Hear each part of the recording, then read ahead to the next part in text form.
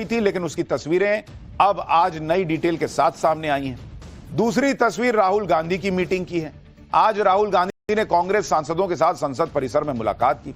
संसद में कांग्रेस की रणनीति पर भी बातचीत हुई है। यानी उधर नरेंद्र मोदी ने मीटिंग की, इधर राहुल गांधी ने कहा कि मैं कैसे पीछे रहूंगा, बुलाओ मीटिंग बुलाओ, हम लोग में मिले।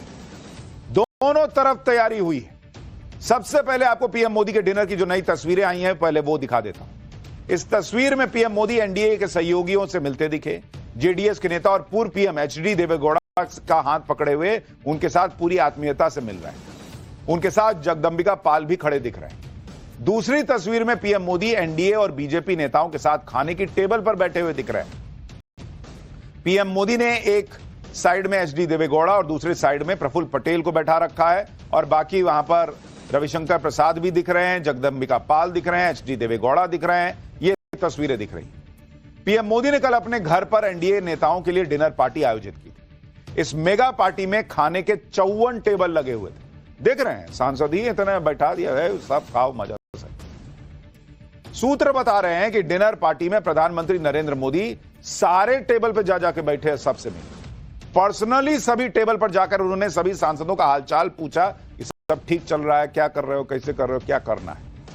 डिनर को लेकर पीएम मोदी ने सोशल मीडिया पर बताया कि डिनर के लिए एनडीए सांसदों को होस्ट करना अच्छा लगा।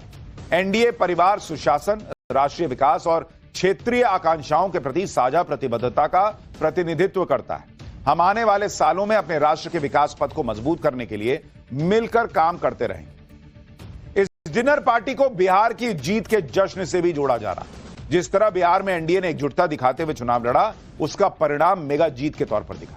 इसलिए एनडीए सांसदों की डिनर पार्टी का एक मैसेज यह भी रहा कि आगे भी इसी एकजुटता के साथ काम करना। इससे एक मैसेज और चला गया कि नरेंद्र मोदी के नेतृत्व में एनडीए तो एकजुट है, यहां सिर्फ फुटअव्वल नहीं है, लेकिन इंडी वाले चाह के भी अपने अपने फायदे के चक्कर में कभी सेट नहीं हो पाए, कभी नहीं हो पाए।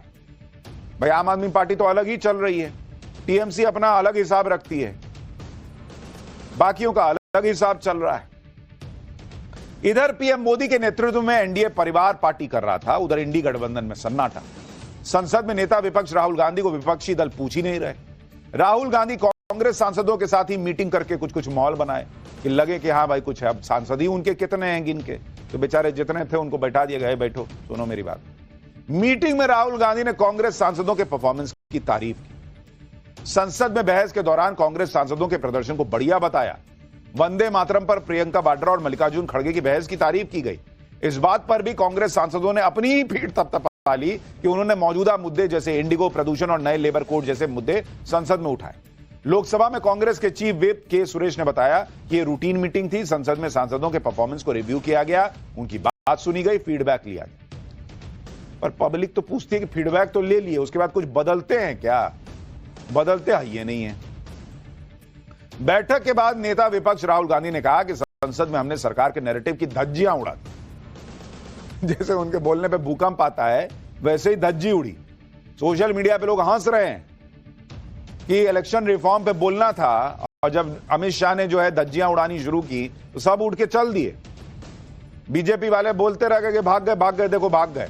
और अब राहुल गांधी कह रहे देखा हमने तो धज्जी उड़ा दी। सुनिए एक बार। वंदे मातरम और एसआईआर पे तो एक्रिमोनियस चर्चा हुई, और मुझे तो काफी अच्छा लगा क्योंकि दोनों डिबेट्स में हमने मतलब धज्जियां उड़ा दी उनकी। आपने अमित शाह को देखा होगा, डिस्टर्ब गाली तक दे दी सदन में, तो मेंटली डिस्टर्ब थे, प्रेशर में थे, और उसका रीजन है क्योंकि वो वोट चोरी में मतलब पूरा का पूरा ढांचा इन्वॉल्व है, वो तो पूरा देश जानता है। तो राहुल गांधी बता रहे हैं कि आदमी मेंटली डिस्टर्ब होता है तो उसके मुंह से अपशब्द निकल जाते हैं। अब राहुल गांधी के मुंह से भी एक बार संसद में एफ वर्ड निकल चुका है। उनका क्या सीन था? डिस्टर्ब थे। इधर राहुल गांधी कह रहे हैं कि उन्होंने सरकार की धज्जियां उड़ा दी, लेकिन यहां उनके ऊपर ही एक लेटर बम फट गया है जिससे कांग्रेस में खलबली मच गई। राहुल गांधी कह रहे हैं कि पूरा देश जानता है कि वोट चोरी हो रही है, लेकिन इधर उन्हीं के एक नेता ने सोनिया गांधी को चिट्ठी लिखकर बता दिया कि पार्टी वोट चोरी की वजह से नहीं, गलत हाथों में नेतृत्व होने की वजह से हार रही है। कांग्रेस नेता ने सोनिया गांधी को लिखे लेटर में राहुल गांधी को तगड़ा लपेट दिया। कांग्रेस नेता मोहम्मद मुकविम ने सोनिया गांधी को चिट्ठी लिखी और जो जो लिखा उससे कांग्रेस हिल गई। पूर्व विधायक मोहम्मद मुकविम ने सीधे राहुल गांधी के नेतृत्व पर सवाल उठा दिए। कहा कि बिहार, दिल्ली, हरियाणा, महाराष्ट्र, कश्मीर में पार्टी की हार की वजह गलत फैसले, नेताओं का गलत चयन और लगातार गलत हाथ में पार्टी की कमान। भाई अब कहने को अध्यक्ष खड़गे जी हैं, लेकिन सबको पता है राहुल गांधी जो है वही वोट चोरी का माहौल बना रहे थे और उनके नेता ही बता रहे हैं कि पार्टी उनकी वजह से हारी, क्योंकि नेतृत्व तो एक तरीके से राहुल गांधी कर रहे थे। पूर्व विधायक मोहम्मद मुकविम ने कहा कि पार्टी अपनी पुरानी विरासत खो रही है भाई, और ऐसा दूसरों की वजह से नहीं हो रहा, बल्कि पार्टी के अंदर जो फैसले लिए जा रहे हैं उससे हो रहा है। गलतियों को ठीक करने की बजाय पार्टी से बार बार दोहरा रही है। कार्यकर्ता खुद को दंडित, उपेक्षित और निराश महसूस कर रहे हैं। मोहम्मद मुकविम ने अपने लेटर में राहुल गांधी का नाम लिया और बताया कि 3 बार के एमएलए होने के बावजूद वो राहुल गांधी से 3 साल से मिल ही नहीं पा रहे हैं। इससे उन्हें गहरी निराशा है, जबकि इंदिरा गांधी और राजीव गांधी के जमाने में कार्यकर्ता की बात सुनी जाती थी। कई बड़े बड़े नेता जैसे कि सिंधिया, हेमंता, जयवीर शेरगिल और मिलिंद देवड़ा जैसे नेता पार्टी छोड़कर क्यों चले गए? क्योंकि उनको सुना नहीं गया।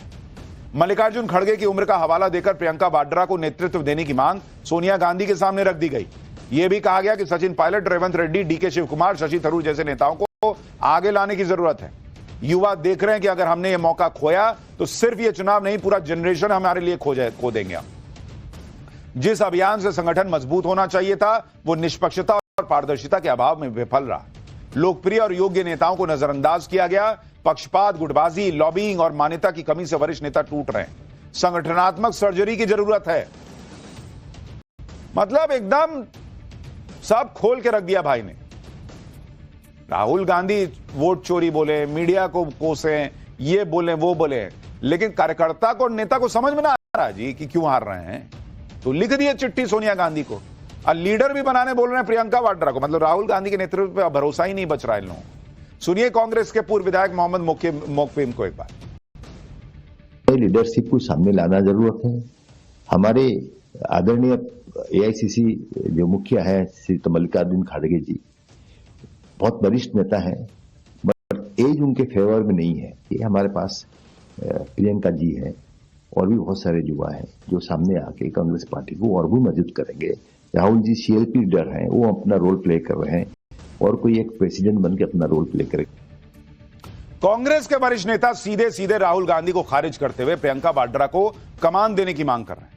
ये तर्क दे रहे हैं कि प्रियंका वाड्रा ही युवाओं को जोड़ सकती। यानी इधर राहुल गांधी जेंजी करते रह गए, उनके खुद के नेता मान रहे हैं कि राहुल गांधी से युवा जुड़ ही नहीं रहा है। प्रियंका वाड्रा को लाओ, शशि थरूर को लाओ, अलग टीम बनाओ, इनसे ना हो पाएगा। उधर बीजेपी के इस लेटर को कांग्रेस के अंदर टीम प्रियंका और टीम राहुल गांधी की जंग से जोड़ दिया बीजेपी ने। बीजेपी कह रही है कि अब कांग्रेस के अंदर यह जंग खुलकर सामने आ गई है। लोग अब नरेंद्र मोदी का वो बयान याद कर रहे हैं जब उन्होंने बिहार चुनाव की जीत के बाद आशंका जताई थी कि कांग्रेस का फिर से विभाजन हो जाएगा। सुनिए, याद कीजिए पीएम मोदी ने क्या कहा था। जो कांग्रेस के नामदार हैं, ये जिस रास्ते पर कांग्रेस को लेकर चल रहे हैं, इसके प्रति घोर निराशा, घोर नाराजगी अंदर ही अंदर पनप रही है। और मुझे तो आशंका है, हो सकता है कि आगे कांग्रेस का एक और बड़ा विभाजन हो। देखिए, नरेंद्र मोदी ऐसे ही नहीं कह रहे हैं। उनको पता है ना भाई, जो कार्यकर्ता मान लीजिए चुनाव जितवाने के लिए मेहनत कर रहा है, जो नेता चुनाव जीतने के लिए लड़ रहा है, उसको समझ में आ रहा है ना कि भाई एक व्यक्ति के ऐसे नैरेटिव जो पब्लिक को पसंद नहीं आ रहे, उसकी वजह से वो हार रहा है। मोहम्मद मुकविम ने सोनिया गांधी को 5 पन्ने का लेटर लिखा है। ऐसा लग रहा है कि मोहम्मद मुकविम अपनी पार्टी की दशा देखकर एकदम अंदर से भरे हुए थे, सब बाहर आ गया लबलबा के। और यह दर्द उनके लेटर में दिखा। मोहम्मद मुकविम ने बताया कि कैसे उनका परिवार दशकों से कांग्रेस की सेवा कर रहा है। मोहम्मद मुकविम ओडिशा की बाराबाती कटक सीट से कांग्रेस के विधायक रहे। मोहम्मद मुकविम का दावा है कि 35 साल से सीट पर कांग्रेस जीती नहीं, लेकिन 2019 में वो यहां से विधायक बने। 2024 में यह सीट तब सुर्खियों में आई जब उनकी बेटी सोफिया फिरदौस बाराबाती कटक सीट से जीती। सोफिया फिरदौस ओडिशा की पहली मुस्लिम विधायक बनी। अभी ओडिशा में कांग्रेस की हालत यह है कि कांग्रेस 25 साल से सत्ता से बाहर है। इधर प्रियंका वाड्रा को कमान देने की मांग हो रही है, उधर प्रियंका वाड्रा की फिर से यूपी की पॉलिटिक्स में एंट्री हो रही है। कांग्रेस महासचिव प्रियंका वाड्रा ने गुरुवार को यूपी कांग्रेस के नेताओं के साथ एक बड़ी अहम बैठक की और आगे की रणनीति पर चर्चा की। इस बैठक में दिल्ली में 14 दिसंबर को होने वाली कांग्रेस की रैली पर चर्चा हुई। इससे पहले साल 2022 के यूपी विधानसभा चुनाव की कमान प्रियंका वाड्रा ने संभाली थी, लेकिन वो कोई बहुत अद्भुत काम नहीं कर